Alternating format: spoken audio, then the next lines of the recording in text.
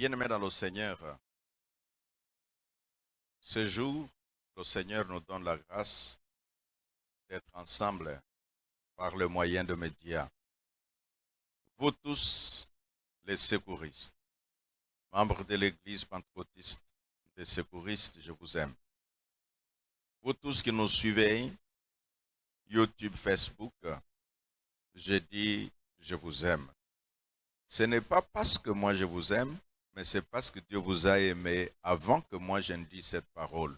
Et donc moi j'entre dans le plan de Dieu. Il a dit qu'il a aimé le monde, qu'il a donné son Fils unique afin que par la foi, que nous ne puissions pas périr, mais que nous puissions hériter la vie éternelle. Le message de ce jour intitulé « En des temps comme ceci », j'aimerais que là où nous sommes, nous puissions un peu entonner ce cantique ensemble en disant « Jésus ne changez pas, Jésus ne changez pas. Alléluia, Jésus ne changez pas. Il est mon sauveur, il est toujours le même. Mais Jésus ne change. Chantons Alléluia, chantons Alléluia. Alléluia, nous chantons Alléluia. Alléluia, nous chantons Alléluia. Jésus ne change pas. Il est puissant, oh Jésus, il est puissant, oh. Il est puissant, oh Jésus, il est puissant, oh. Jésus, il est puissant. Alléluia, alléluia, alléluia. Jésus est puissant, alléluia. Hosanna, alléluia. Que l'Éternel Dieu, créateur des cieux et de la terre, soit avec toi là où tu es. Que la main du Dieu qui ne change pas soit sur toi au nom de Jésus. Je proclame et je déclare que Jésus-Christ ne change pas et je dis tout ce que nous voyons, ça va passer. Puis-je dire à quelqu'un, là où tu me suis, je sais qu'en me suivant, une oreille est tendue vers les informations qui parlent de coronavirus. Et moi, je t'annonce, le coronavirus passera, mais Jésus-Christ ne passera jamais. Parce que Jésus-Christ ne passera jamais. Voilà, nous venons avec cette parole. La parole qui fortifie, la parole qui édifie. Nous disons en des temps comme ceci, nous sommes dans le livre d'Éphésiens chapitre 3, verset 14 jusqu'à 19. J'aime ce passage. Je vous ai donné ce passage au début de l'année en parlant de profondeur en hauteur. C'est en des temps comme ceci que tu es appelé à montrer comment tu es profond. C'est dans des temps comme ceci que tu peux dire Dieu me donne l'occasion de les chercher en profondeur. Après la profondeur, c'est alors que viendra la hauteur. La Bible déclare, la lecture nous renseigne, que l'apôtre Paul, quand il écrit aux Éphésiens, il montre ce que sa prière. Il dit, voilà pourquoi je plie mes genoux devant le Père de notre Seigneur Jésus-Christ, de qui toute famille dans le ciel et sur la terre tient son nom. Je prie qu'il vous donne, conformément à la richesse de sa gloire, d'être puissamment fortifié par son esprit. Puissamment fortifié par son esprit. Je peux dire à celui qui m'entend que quand tout ne marche pas, c'est le Saint-Esprit qui te donnera la force. Et voilà pourquoi notre message en des temps comme ceci, nous allons y aller en 3 points. Le premier point, c'est de dire d'où vient ta force. En parlant d'où vient ta force, il y a des gens qui tirent leur force de différentes sources. Les uns, parce qu'ils ont entendu une promesse quelque part, et alors ça lui donne la force. Les autres, parce qu'il a lu sur Facebook une nouvelle qui lui fait la joie, et alors il dit j'ai la force. Les autres, parce qu'ils se retrouvent avec la santé florissante, et alors il dit j'ai la force. Mais moi je vais te dire que pour savoir la meilleure source de la force, c'est d'abord s'attacher à l'Éternel. Pourquoi s'attacher à l'Éternel? Parce que lui est le Dieu créateur. Et en tant que créateur, c'est lui qui s'est créé lui-même, qui existe par lui-même, qui n'a été créé par personne. En des temps comme ceci, la source de notre force doit être en Dieu. Si toi, tu n'as pas encore accepté Christ comme Seigneur et Sauveur, donc la bonne occasion t'est donnée en des temps comme ceci. En tout cas, il faut s'attacher à Dieu. C'était la première pensée, la source de ta force. Donc nous les chrétiens, nous tirons notre force de l'Éternel. Nous ne la tirons pas de nous-mêmes. Ceux qui vont chez les féticheurs pensent que c'est là la source de leur force et nous disons non. Devant le coronavirus, quel féticheur peut encore sortir et dire « moi j'ai des gris-gris et moi je peux et moi je suis ». Et rien du tout. Et l'Éternel, notre Dieu, demeure le même. En tant que chrétien, c'est déjà la deuxième pensée. Nous devons savoir de quelle manière, en des temps comme ceci, nous avons dit, 1, d'où tu tires ta force. 2, comment te comporter en des temps comme ceci. Parce que quand des temps difficiles viennent, on a différentes réactions. Les uns trouvent que c'est difficile de garder la foi. Les autres pensent c'est difficile de garder l'intégrité. Les autres pensent c'est difficile de garder la sainteté. Nous disons qu'en des temps comme ceci, nous devons garder notre intégrité devant notre Dieu. J'aimerais, tous les secouristes partout où vous êtes, quand vous me suivez, quand vous m'entendez, tous les enfants de Dieu dans le monde entier, partout où vous suivez son message, ne perds pas ton état de sanctification parce que les temps sont durs. De quelle manière les gens peuvent perdre leur état de sanctification? Les uns trouveront parce que la souffrance, parce que le problème, parce que les gens sont en train de mourir, parce que nous recevons les informations. Et toi, tu te mets à mentir, à divulguer même les informations que tu n'as pas suivies, parce que tu as besoin d'aggraver la situation. Non, tu es chrétien. J'aimerais t'aider, j'aimerais te conseiller, j'aimerais te fortifier de manière que tu puisses être, avant coronavirus, tu es chrétien, pendant coronavirus, tu es chrétien, et après coronavirus, tu seras chrétien. Au lieu que tu te dises que les temps sont durs, c'est le moment de me comporter de n'importe quelle manière. Donc, en même temps, tu te comportes d'une manière qui déplaît à Dieu et en même temps, tu veux qu'en des temps comme ceci, que Dieu me protège. Non, sois avec Dieu et Dieu sera avec toi. Je disais, en des temps comme ceci, nous devons faire en sorte que nous puissions demeurer chrétiens. Nous ne puissions pas perdre la tête comme font les païens. Nous ne puissions pas laisser la porte à l'ennemi. Et quand la porte est ouverte à l'ennemi, même notre force de prière ne pourra pas tenir. Nous ferons des prières et ça sera comme de bruit devant l'Éternel notre Dieu. Et la troisième pensée, en des temps comme ceci, c'est un temps où il faut demeurer dans un esprit de prière constant. Un esprit de prière qui ne puisse pas souffrir d'aucune cession face à la peur.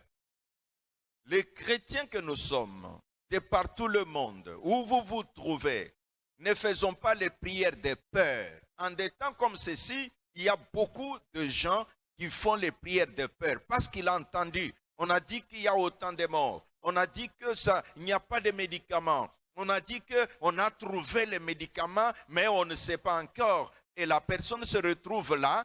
Quand il prie, « Oh Seigneur Dieu, protège-moi », mais les pensées sont déjà affaiblies par la peur. Quelqu'un m'a parlé hier en disant, un enfant était tellement qu'il ne voyait que des images à la télévision, on parle de coronavirus, et quelques heures après, l'enfant est allé dire à sa mère, maman, j'ai coronavirus. La maman dit, mais c'est quoi l'enfant? Alors on a trouvé que tellement que l'enfant était en train de voir ça, il a commencé à sentir comme si cela était aussi dans son corps. Qui sait? Parfois, parce que tellement tu as entendu parler de ces choses, tellement que partout, les personnalités hautement élevées en parlent et automatiquement, ça a donné la panique. Un homme de foi ne cède pas à la peur. C'est ainsi, à ce troisième point, je dis en des temps comme ceci, nous comme chrétiens, nous comme disciples de Christ, savez-vous ce que Christ avait dit? Il avait déclaré dans le livre de Jean chapitre 16, quand vous le prenez par le verset 32e, il est écrit, n'ayez pas peur, prenez courage parce que j'ai vaincu le monde. Écoutez comment il parlait.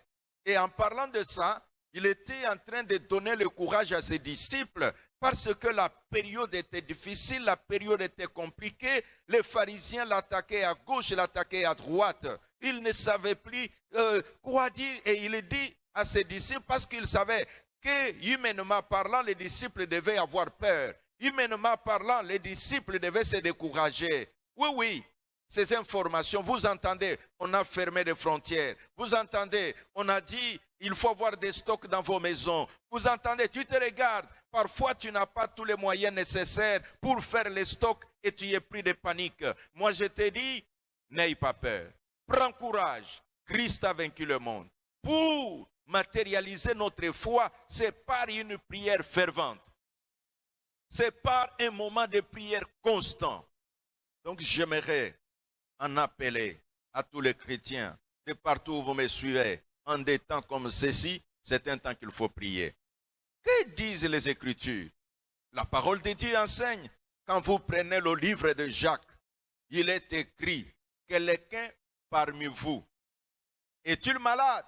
Qu'il appelle les anciens de l'Église. Quelqu'un parmi vous est-il dans la souffrance? Qu'il prie. Donc la souffrance frappe le monde. Est-ce que c'est le moment de trouver que, vous voyez, la prière, comme je voyais quelqu'un qui a publié en disant, oh non, les Africains, ce n'est pas le temps de vaquer à la prière, c'est le temps de chercher des solutions. C'est vrai, je suis d'accord avec lui parce qu'il a dit qu'il habite la Chine et qu'ils sont en train d'utiliser les différents moyens. Mais nous, comme chrétiens, nous disons, nous acceptons tous les prescrits, c'est-à-dire les conditions d'hygiène que le gouvernement nous recommande, nous sommes d'accord. Nous, comme chrétiens, quand le gouvernement dit, en ce moment, évitez les rassemblements, nous sommes d'accord. Mais dans tout ça, que ferons-nous? Nous garderons l'esprit de prière. Si vous êtes dans votre maison, vous priez en même temps, vous observez les dispositions hygiéniques qui sont requises afin de ne pas être contaminé et aussi ne pas contaminer les autres. La foi n'exclut pas la raison. C'est ainsi, frères et sœurs. Il y a beaucoup de gens qui pensent parce que j'ai la foi, donc je vais aller toucher au courant électrique parce que j'ai la foi. Non! Chacun de nous, quand il voit qu'il y a un fil électrique, un fil conducteur qui peut électrocuter quelqu'un, qu'est-ce qu'on fait? On prend la distance. Pourquoi nous prenons la distance? C'est pour appliquer la raison. Ainsi dit, quand on dit qu'il y a des dispositions qu'il faut prendre face à coronavirus, avec la foi, tu y mets la raison. Ce qui signifie, avec la foi, tu acceptes que Dieu est avec moi. Avec la foi, tu acceptes que Dieu ne va pas m'abandonner. Avec la raison, tu dis, quand on a dit qu'il faut laver les mains chaque fois, tu appliques cela, tu ne perds rien. Par contre, tu gagneras quelque chose. Qu'est-ce que tu gagneras? C'est ta protection. Et donc, chers amis, quand Dieu a créé le jardin d'Éden, la Bible nous enseigne qu'il a donné à l'homme le jardin d'Éden créé par lui, mais c'était à l'homme de garder le jardin et c'était à l'homme de cultiver le jardin. Cela signifie que Dieu nous a donné la vie et il a fait sa part. Tandis que les autres éléments, garder la vie afin que nous soyons en bonne santé, notre raison doit travailler. Voilà pourquoi, frères et sœurs, en des temps comme ceci, moi comme leader, je dois vous montrer le chemin à suivre. Et le chemin, c'est de dire, d'où tu tires ta source en des temps comme ceci, la source de ta force doit venir de l'Éternel. Deuxième élément, comment te comporter en des temps comme ceci? La réponse, tu dois te comporter comme un chrétien et ne pas être comme un païen. En des temps comme ceci, qu'est-ce qu'il faut faire encore? Il faut demeurer dans un esprit de prière. C'est là que je partage avec vous ce témoignage que j'ai suivi sur CNN. C'est un monsieur de New Jersey. Ce monsieur est tombé malade comme tout le monde.